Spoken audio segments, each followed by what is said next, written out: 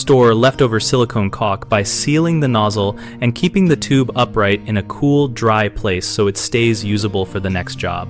First, remove as much excess caulk from the nozzle as possible by squeezing the tube until only a small bead remains, and then wiping it with a paper towel. Insert a clean nail into the tip so it fills the opening. Choose a nail slightly larger than the nozzle hole to create a snug plug, and leave a short length exposed so you can pull it out later.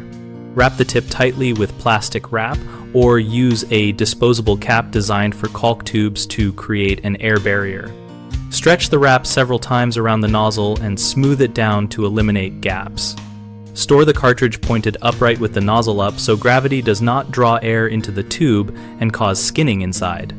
Keep the tube in a cool, dry area away from direct sunlight and heat sources because elevated temperatures accelerate curing and reduce shelf life.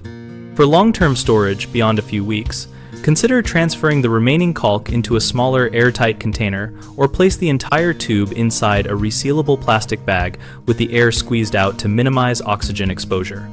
Common issues include the nozzle clogging because air reached the tip, which you avoid by using the nail plug and an airtight wrap to block oxygen.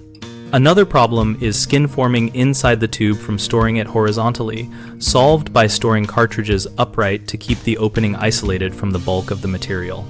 A third concern is shortened shelf life from heat exposure, so move tubes to a cool spot like a basement cabinet or a climate-controlled garage, and avoid leaving them in a hot vehicle.